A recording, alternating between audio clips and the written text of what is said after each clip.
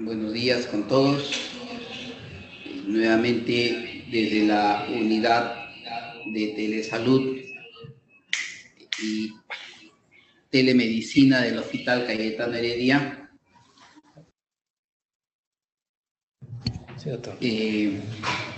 Tenemos el gusto de volver a presentar al doctor Martín Inga, ginecostetra que trabaja en nuestro hospital.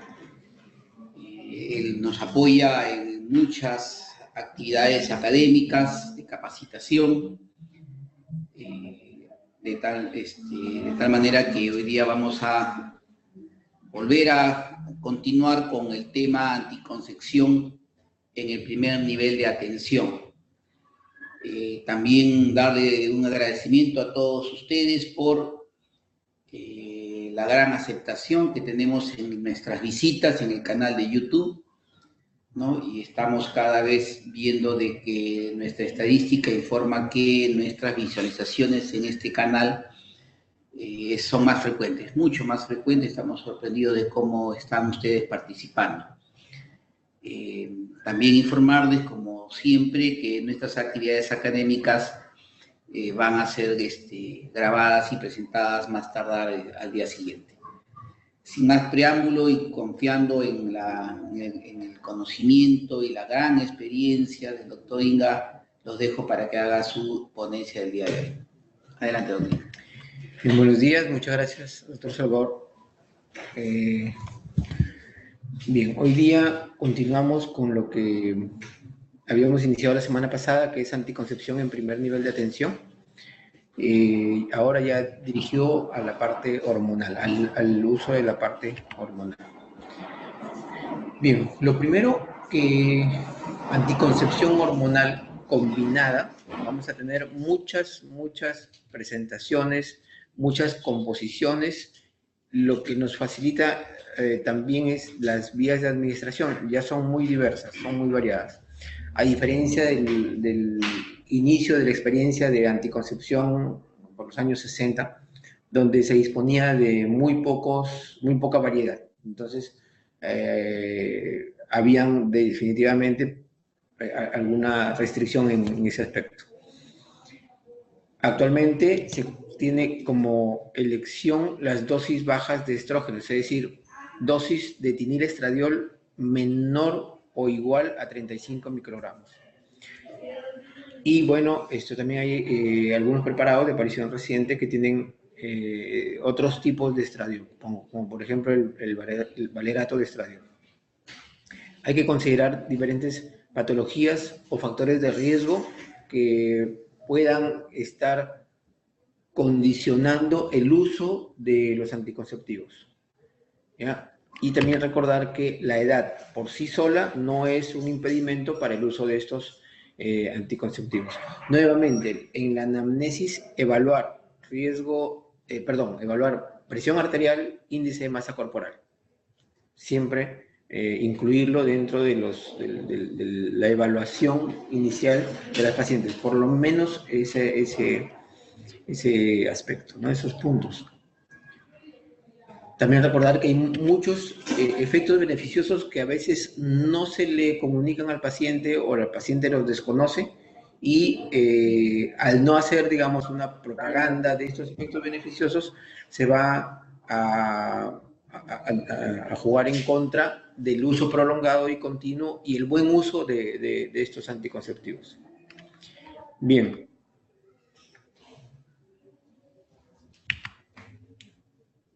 Siempre tratar de buscar el acceso fácil a la consulta y evaluar siempre las situaciones que se puedan presentar, efectos secundarios, efectos adversos que se puedan presentar con el uso de estos anticonceptivos, y siempre insistir en la paciente o con la paciente que, de preferencia, si presentaran efectos adversos o algún efecto inesperado, no se suspenda sin antes comunicarse con quien prescribió, ¿no? Porque bueno, pues eso va a ayudar mucho. Como les decía, las vías de administración son muy variadas y actualmente disponemos, por ejemplo, del parche cutáneo, disponemos del anillo vaginal aparte de los inyectables parenterales mensuales, trimestrales, o los dispositivos intrauterinos con hormonas o con, por ejemplo, el cobre, ¿no? Bien. La eficacia de la vía oral es muy alta, es muy buena, del 99.7% y la eficacia real y 97.9%, perdón, la teórica 99.7 y la eficacia real 97.9, siendo una de las principales causas de los olvidos en la toma, ¿no? Lo que siempre sugiero para evitarnos esa complicación del olvido en la toma es buscar un momento en que sea más conveniente para la paciente y donde haya menos posibilidad de olvido. Sugiero siempre en la noche. ¿Por qué? Porque en la noche la paciente, si trabaja o estudia, ya va a estar en la casa descansando, no tiene el estrés de la mañana por llegar temprano al trabajo o por llegar temprano al centro de estudios, y a veces durante la tarde también las actividades diferentes pueden alterar la toma del anticonceptivo. Y como sabemos, el horario y el cumplimiento de la hora con el menor rango de tardanza posible es muy útil para conseguir la eficacia que estamos proponiendo. Todas las vías no orales son facilitadoras del cumplimiento. El implante, el anillo, el parche, la administración parenteral mensual o trimestral, el dispositivo intrauterino, nos van a facilitar el cumplimiento porque vamos a estar evitando la toma diaria, pero la toma diaria también es útil y bueno, sí hay que proponerla, salvo que haya algún inconveniente que impida el uso de esas otras formas. Los anticonceptivos combinados tienen siempre dos componentes, uno estrógeno y otro progestágeno.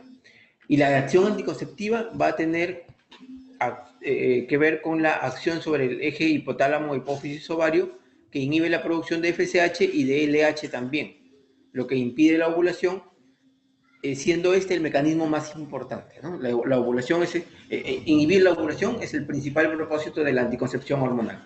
Y adicionalmente vamos a tener que los progestágenos van a modificar el moco o inhiben la fase proliferativa del endometrio, que tiene otros efectos beneficiosos también, pero que también van a contribuir a impedir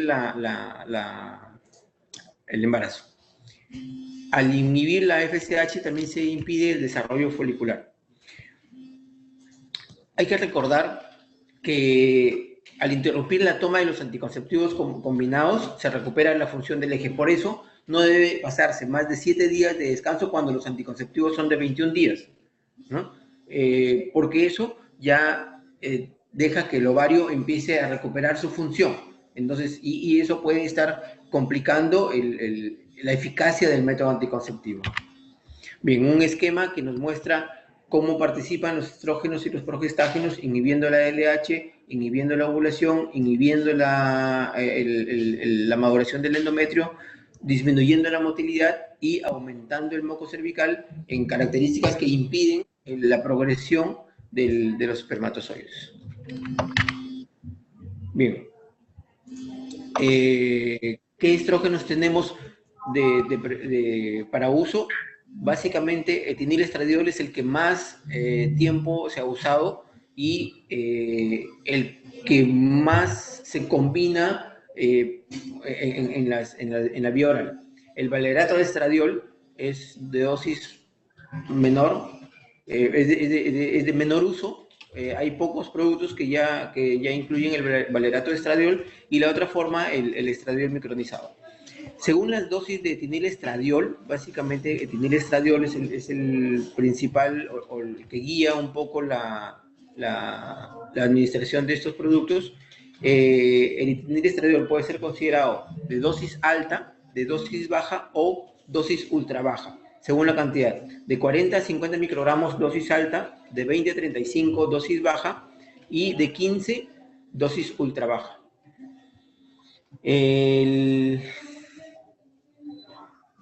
Lo que más se usa es de dosis entre 20 y 35 microgramos.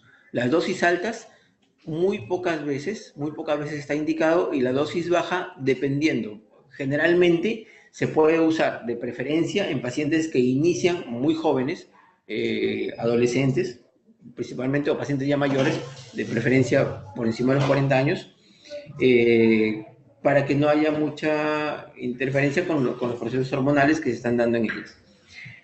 Respecto a los progestágenos, hay muchos componentes y que tenemos la ventaja que pueden usarse dependiendo del propósito que tengamos con la paciente o de lo que la paciente pueda tener como algún factor personal adicional. Y hay que recordar que todos los anticonceptivos hormonales combinados tienen una acción antiandrogénica leve. Una clasificación de los progestágenos, bueno, ahí van a encontrar varios, algunos los conocen, pero siempre es importante, si usamos, generalmente no vamos a usar muchos anticonceptivos, ni todos, pero sí es importante los que usemos, conocerlos de la mejor manera posible, ¿no? El más frecuente, por ejemplo, el que se usa en los centros de salud, contiene etinilestradiol y levonorgestrel. Después tenemos algunas otras alternativas que vamos a usar según lo que necesitemos en las pacientes. Tener alguno que podamos usar siempre en casos de que no nos vaya bien con el que estamos usando inicialmente. Recordar que, por ejemplo, hay algunos con acción antiandrogénica fuerte, clormadinona, que va a mejorar problemas de acné, va a mejorar problemas de cambios de humor y muchas otras molestias que se pueden presentar con las pacientes. Aquí también en el cuadro una pequeña reseña de los anticonceptivos, de los progestágenos que se pueden usar o que se usan como componente complementario a los estrógenos en los anticonceptivos orales preferentemente. ¿Qué beneficios nos da la vía oral? Una alta eficacia para evitar embarazos, facilidad de uso, efectos no anticonceptivos beneficiosos y escasos efectos negativos. Bien. Recordar que en los que tienen dosis baja, 20 microgramos o menos de 20 microgramos, los de 15, el patrón de sangrado puede presentar alteraciones diversas. Y siempre hay que mencionarle a la paciente eso, porque a veces la paciente o le molesta y lo va a dejar, o lo considera que puede ser normal y no lo comunica, y al final, o también puede producir en la paciente un sangrado constante, algún grado de anemia.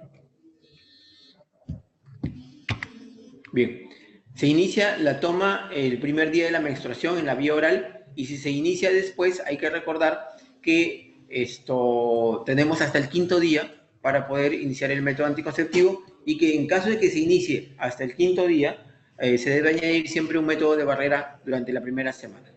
¿Qué eventualidades se pueden producir? Vómitos o diarrea con la vía oral. Urgencia mamaria también, cefalea también, son algunos de los, digamos, efectos adversos leves que se pueden presentar con la vía oral. En la vía transdérmica son los parches. La ventaja de los parches, que se pueden usar semanalmente, evita el efecto metabólico del paso hepático y puede tener una mejor biodisponibilidad.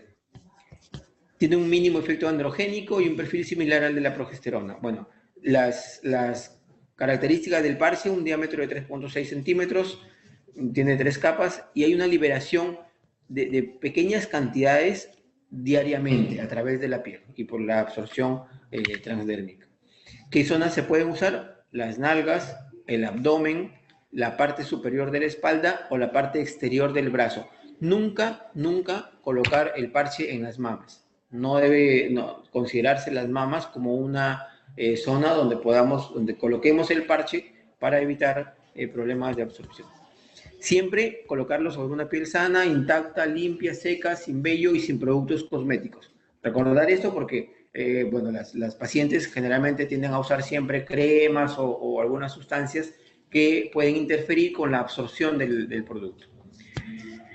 Cada parche se usa una semana y cumplida la semana, reemplazarlo. Siempre recordar, por ejemplo, si es el día jueves que se inicia, cada jueves cambiar de parche, descansar después de los 3 parches, descansar una semana. Durante esa semana de descanso se va a producir el sangrado por deprivación. Y nuevamente, sin tener en cuenta, sin tener como referencia el inicio del sangrado, el término del sangrado, o si está sangrando o no, reiniciar el nuevo ciclo de parches siempre el mismo día de la semana. Si en este caso, en el ejemplo que les estaba poniendo, se usa el día jueves, entonces siempre reiniciarlo el día jueves, después de la semana de descanso. Puede cambiar de zona corporal. En un mes lo usa en la nalga, al siguiente en el abdomen, en el brazo, en la espalda. Eso ya a criterio de la paciente, ¿no?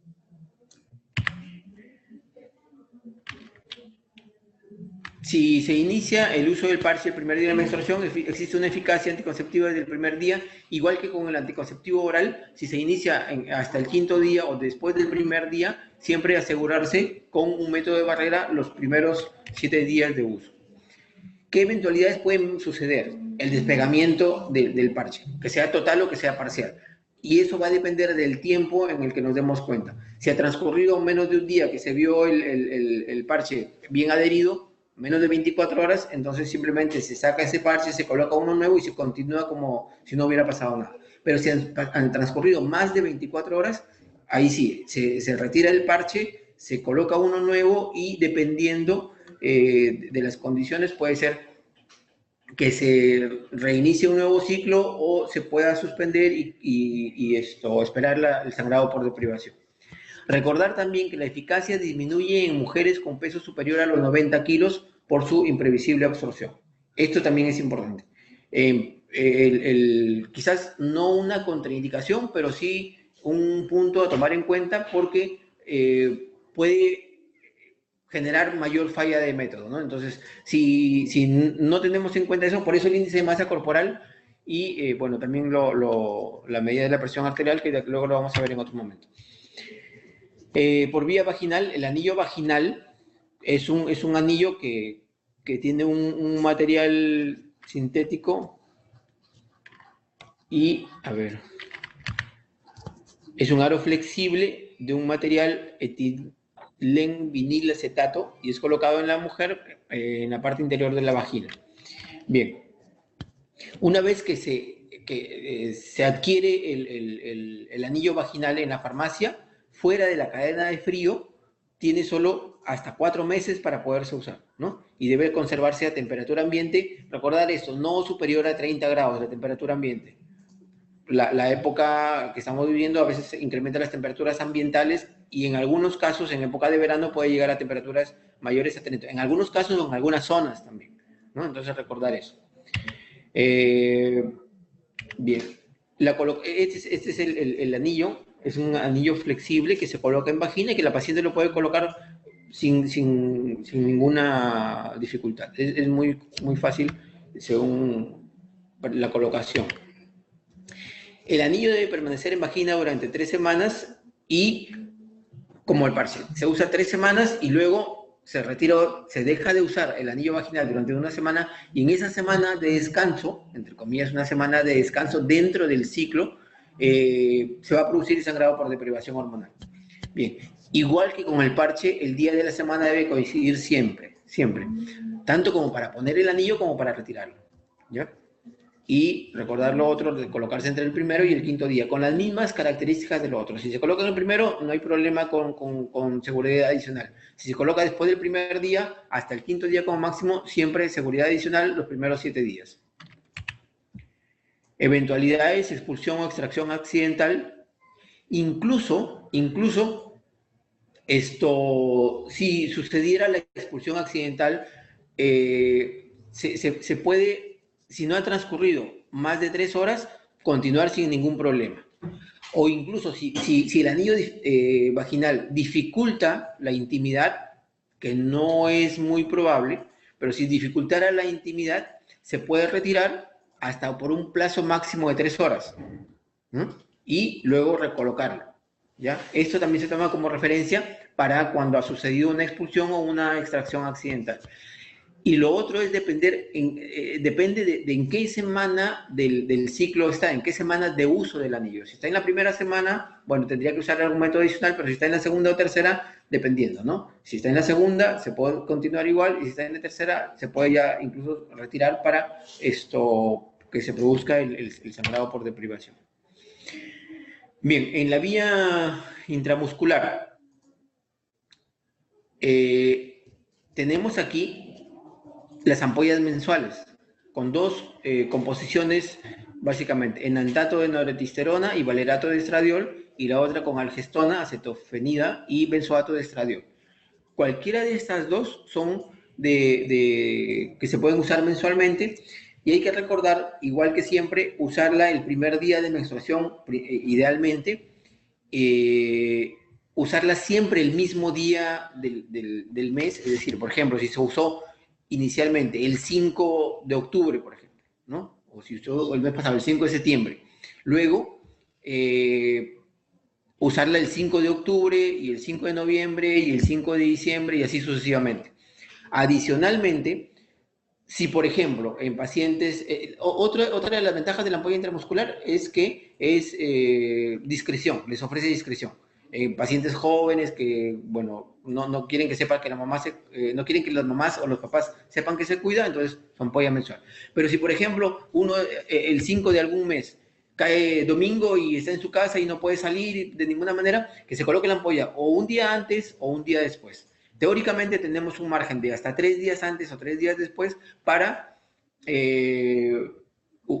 colocarse el inyectable. Pero personalmente no les doy esa información a los pacientes porque las pacientes podrían siempre esperar la última hora, esperan los 3 días, como con la píldora del día siguiente. Son 72 horas, esperan que se cumplan las 72 horas para tomarla. Entonces, eso es frecuente, ¿no? Entonces, darle ese margen solo de un día antes o un día después, ¿no? O si se olvidó de la colocación también. Y al mes siguiente volver al día 5, por ejemplo. El 5 de este mes cayó domingo, no se lo puede colocar porque está en la casa con los papás, entonces que se lo coloque el día anterior, el sábado, el 4 o el lunes 6, y al mes siguiente que vuelva al 5, para que no tenga esa distorsión. Y recordarles siempre que desde que se colocan la ampolla, ¿no? Desde que se coloca la ampolla, entre 15 o 20 días, 2 o 3 semanas, se va a presentar un sangrado. ¿Por qué? Porque el contenido del estrógeno, el componente estrogénico, va a caer. Y eso hace que haya una deprivación, un sangrado por deprivación hormonal. Pero que ese sangrado no se debe tomar en cuenta para el inicio de la nueva ampolla o para la aplicación del siguiente inyectable. Se debe tener como referencia y además informarle a la paciente, porque a veces muchas pacientes no se les informó y consideran que como es el primer día de menstruación, entonces ese día me vuelvo a colocar la ampolla. Entonces tenerlo eso como referencia, que se usa el día del mes que se colocó, no el momento de sangrado. Bien, los olvidos, el sangrado irregular, la menstruación silente. La menstruación silente está referida a que en algunas ocasiones, por el uso prolongado, va a suceder que ya no haya, por el efecto de los anticonceptivos, sobre todo los progestágenos, sobre la proliferación del endometrio, el endometrio se adelgaza y eso, bueno, genera que no haya un mayor sangrado menstrual o que se suspende el sangrado menstrual. Entonces, eso preocupa mucho a las pacientes. Hacerse su control, su ecografía o su prueba de embarazo para que esté tranquila la paciente, para que no considere o para que no esté con el estrés de que, del embarazo, porque si están usando un método anticonceptivo lo que no quieren es embarazarse. Entonces, evitar en la paciente ese tipo de estrés. Descanso y finalización de uso. Existe el concepto equivocado que estoy usando un método por tiempo prolongado, entonces voy a descansar un mes para que mi cuerpo se reordene. No es necesario ese descanso, no es necesario. Incluso puede suceder, y a veces sucede, que en ese mes de descanso, no se cuidaron, no se protegieron y se embarazaron, ¿no? Entonces hay embarazos no deseados o falla en este caso, del propósito de la paciente por el descanso la finalización de uso va a depender, o el cambio del método hormonal depende ya de la paciente. Ahora, el cambio de método hormonal va a estar va a depender. Si yo estoy cambiando de un anticonceptivo oral de dosis baja a uno de dosis alta, o si estoy cambiando de un anticonceptivo oral de dosis alta a uno de dosis baja, o si estoy cambiando de un anticonceptivo oral a uno de depósito, o a uno de uso vaginal, o a uno de uso transdérmico, dependiendo de esas situaciones, ¿ya? Y hay que tenerlo presente y hay que conocerlo. Cualquier cambio de método, ¿no? Cuando se quiere hacer el cambio por alguna necesidad. ¿Qué criterios de elección tenemos para los anticonceptivos hormonales combinados? Aquí tenemos básicamente. Hay que recordar, y se puede encontrar en internet, que la OMS tiene unos criterios de elegibilidad. Para los criterios de elegibilidad, la OMS también propone una escala que está aquí mencionada, que son categorías. Básicamente, categoría 1 se puede usar el método no está referido a un método en particular, simplemente dice, se puede usar el método sin ningún problema. Categoría 2, que se puede usar el método porque es más beneficio que riesgo. Categoría 3, de preferencia no usarlo porque es más de riesgo que beneficio. Y categoría 4, definitivamente se sugiere no usarlo, ¿ya? Entonces, aquí tenemos las categorías según las condiciones de las pacientes. ¿Bien? Entonces, recordar eso. Y por ejemplo, si revisamos, miren, lactancia materna, categoría 4. Lactancia materna menor de 6 semanas. De 6 semanas a 6 meses, categoría 3. ¿Ya? Anticonceptivos hormonales combinados.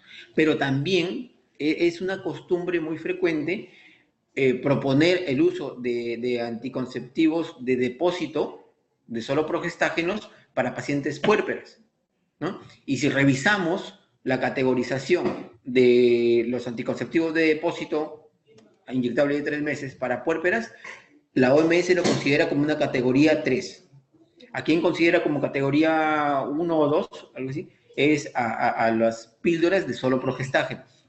Entonces, tener eso en cuenta para el uso de anticonceptivos en pacientes puérperas que van a dar de lactar.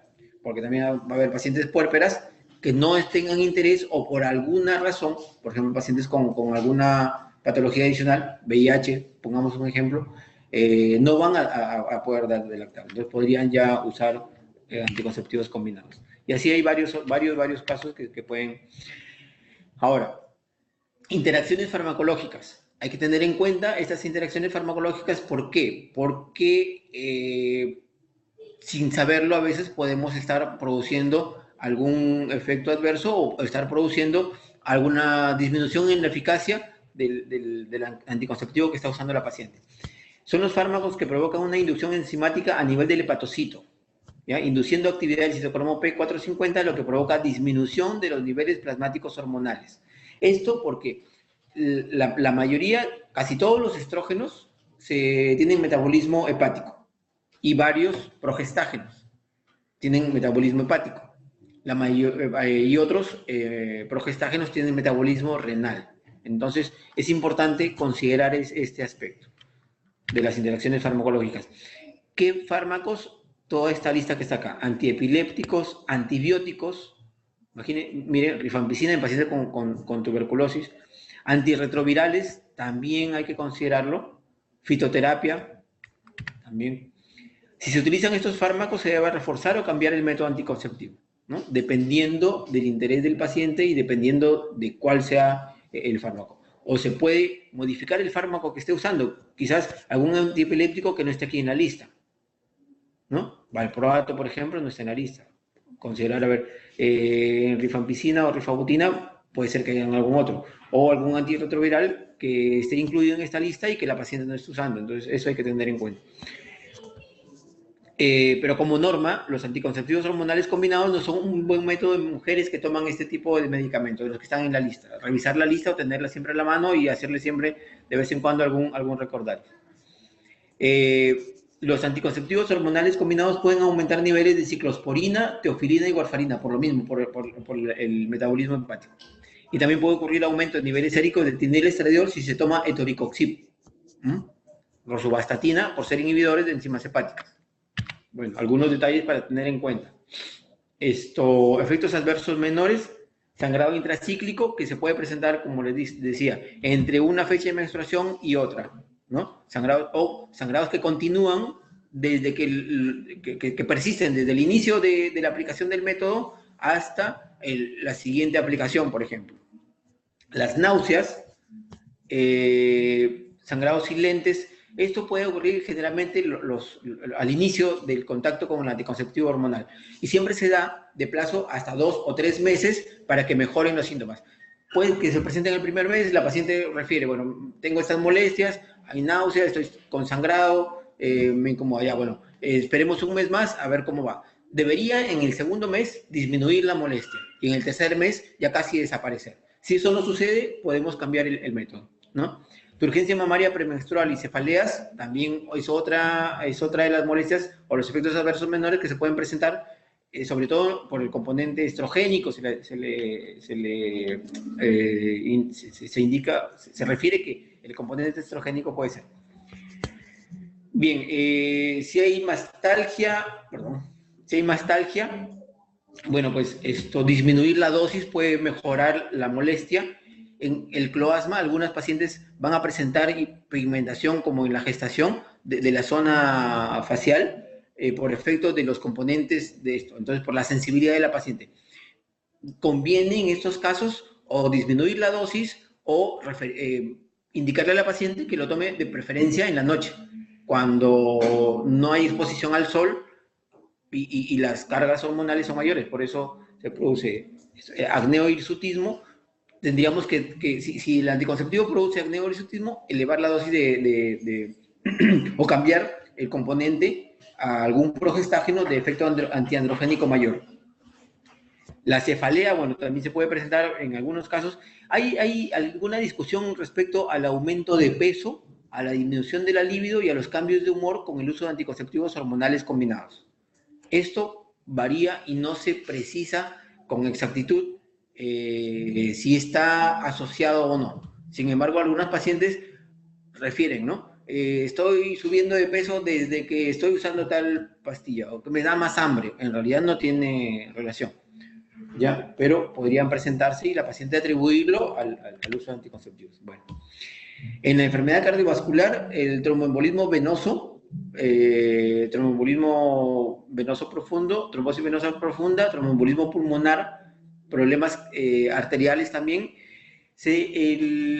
Los anticonceptivos pueden incrementar la presión arterial sistólica hasta en 9 milímetros de mercurio y la diastólica en una cantidad menor, pero pueden producir ese incremento en la presión arterial. Por eso es necesario hacer un control de la presión arterial al inicio del uso de los métodos. Bien, el cáncer de cervix se ha asociado el uso de anticonceptivos en pacientes con cáncer, en pacientes que usan anticonceptivos, un mayor riesgo de cáncer de cervix, ¿no? Con valores estadísticos que están mencionados aquí. El cáncer de mama también aumenta el riesgo en pacientes que toman anticonceptivos y que en ambos casos el riesgo disminuye después de 10 años de haberlo suspendido. El hepatocarcinoma está asociado con dosis de etinil exterior mayores a 50 microgramos, dosis que ya actualmente no se usan. Entonces, el riesgo de hepatocarcinoma ya casi no se presenta. Bien, ¿qué efectos beneficiosos puede tener los anticonceptivos orales?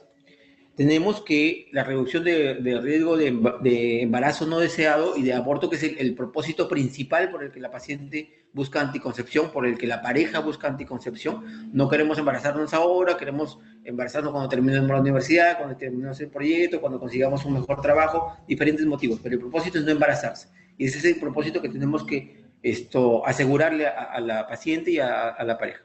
Bien, disminución de la necesidad de esterilización quirúrgica. Hay muchos anticonceptivos que con un uso adecuado pueden dar una seguridad muy similar a la esterilización quirúrgica hasta que la paciente ya concluya su periodo fértil. En algunos casos de la esterilización quirúrgica está descrito un síndrome post-LTB, que está asociado a trastornos tipo perimenopausia, quistes para tubáricos, hemorragia uterina disfuncional, que pueden presentarse por este motivo, por las técnicas quirúrgicas definitivas. Disminución de la mortalidad materna. Al haber menos exposición a embarazo, bueno, hay menos exposición a sangrados por aborto o por parto, y entonces contribuimos a disminución de la mortalidad materna. Menor riesgo de embarazo ectópico, también la reducción de enfermedad pélvica inflamatoria es esto también uno de los efectos beneficiosos en el uso de anticonceptivos. Al aumentar la densidad del moco, los gérmenes tienen menor posibilidad de ingreso. Mejora la dismenorrea por efecto de disminución de las prostaglandinas que se producen a nivel del endometrio. Menor incidencia de sangrados frecuentes excesivos por el mismo efecto de disminución de la proliferación del endometrio como efecto del progestágeno en la segunda fase del ciclo menstrual. Mejora el síndrome premenstrual. Pueden ser eficaces en el tratamiento de acné, seborrea, alopecia androgénica y hirsutismo, dependiendo del progestágeno y el efecto antiandrogénico de los componentes que estemos usando en los anticonceptivos hormonales. Disminución de la incidencia de cáncer de ovario y quistes funcionales de ovario. Disminución de la incidencia de cáncer de endometrio. Disminución de la incidencia de cáncer colorectal. Mejoría de la endometriosis. Mejoría en quistes benignos mamarios. Y mejora la densidad mineral ósea. Por ejemplo, los anticonceptivos de depósito trimestral producen una disminución transitoria de la densidad mineral ósea por aumento de la reabsorción, que después de suspendido el uso de ese anticonceptivo, va a recuperarse la resorción normal y la densidad mineral ósea va a mejorar. Bien, cuando tenemos anticonceptivos de solo progestágenos, ¿qué es lo que debemos recordar? Que el mecanismo es igual en cualquiera de ellos. Que se use por vía oral con las píldoras de solo progestágenos, que se use por vía subdérmica con el implante, que se use por vía de dispositivo intrauterino o que se use por vía parenteral. El espesamiento del moco cervical, el adelgazamiento y atrofia del endometrio, la inhibición de la ovulación por supresión del eje y disminución de la motilidad tubárica. Bien, bueno, la información respecto al uso de anticonceptivos hormonales combinados es bastante. He tratado de resumir y ayudarle básicamente en el uso de anticonceptivos hormonales combinados. El uso de DIU, bueno, pues en casos especiales cuando no le conviene usar ni estrógenos ni progestágenos, el implante, a veces se tiene en el implante la idea errónea que, bueno, hay que probar antes con algo, que el índice de masa corporal, bueno, recordemos que el índice de masa corporal, esto puede contribuir de alguna forma a disminuir la absorción, pero no es una contraindicación como tal. Bien. Bueno, si tienen alguna pregunta, gracias por la atención.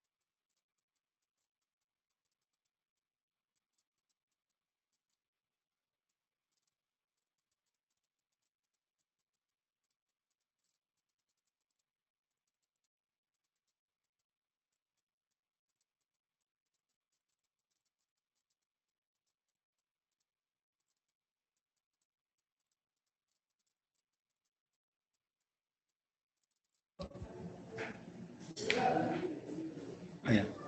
Los implantes solo progestágenos de 2 varillas son indicados para puérperas. No. A ver, preguntan si los implantes de solo progestágenos de 2 varillas son indicados para puérperas. Sí se pueden usar en puérperas los implantes. ¿Ya? Las contraindicaciones en realidad son las mismas que se han mencionado anteriormente y que básicamente están referidas a la posibilidad o al riesgo de tromboembolia o problemas arteriales. Pero después no hay mayor contraindicación. Pero actualmente los implantes que se usan son de una varilla. Ya antes había de 6, luego de 2, actualmente es de una sola varilla, ¿no? Entonces, se puede usar.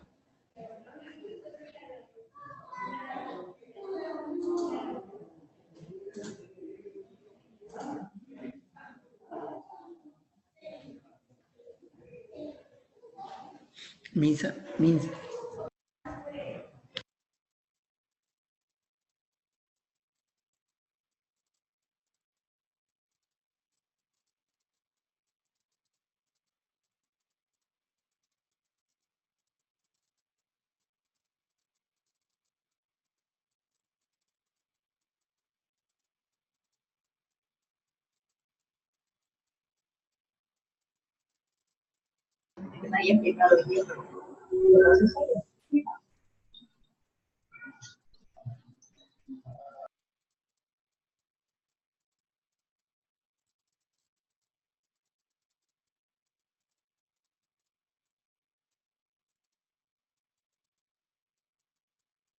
¿Se apagó? Sí, reiniciar audio. Silenciar mi audio. Pero no sé.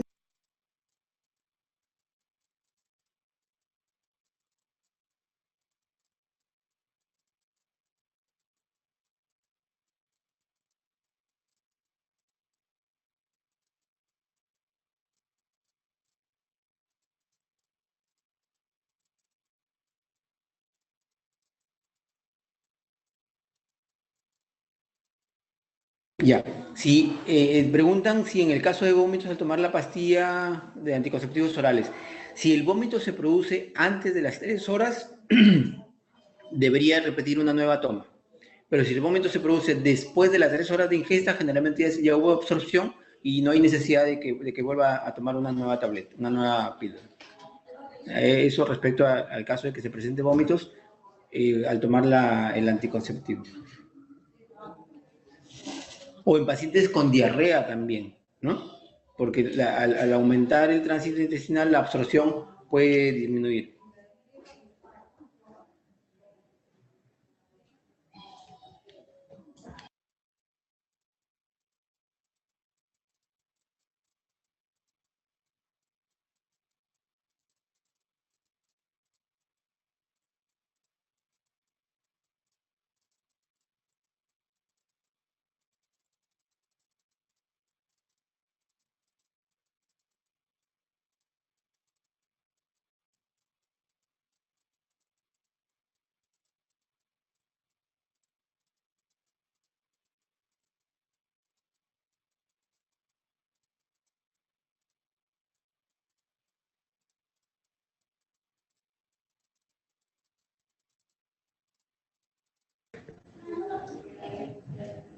Al final.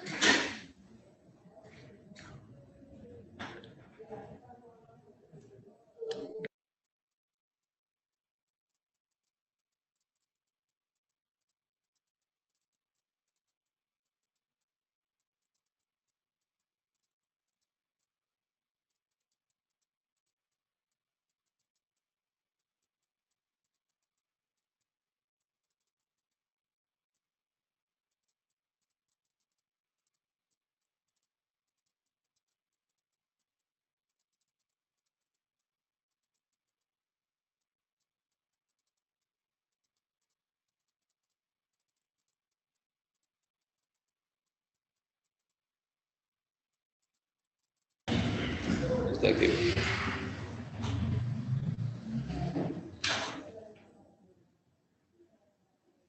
Ya. A ver, preguntan, dice, ¿por qué los sacos de concentración de estrógeno menor a 20 microgramos genera más sangrado que la concentración de 35? Es por el control del ciclo. A veces no puede controlar bien el ciclo a nivel, digamos, del eje y va a producir ese sangrado. Y el control de la proliferación del endometrio también, ¿no? Esas pueden ser las causas por las que concentraciones menores van a producir con mayor frecuencia el tipo de sangrados intercíclicos, le llaman.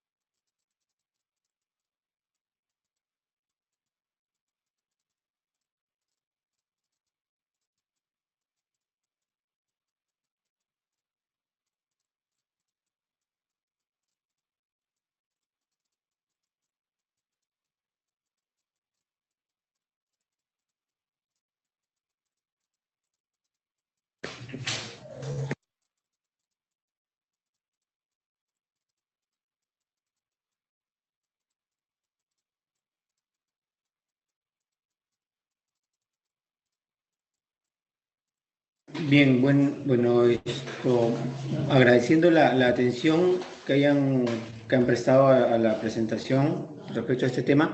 Si tuvieran alguna necesidad de referencias bibliográficas o alguna consulta, tienen también mi correo para hacer alguna consulta si fuera necesario. Bueno, tenemos que retirarnos porque hay otra presentación programada. Muchas gracias.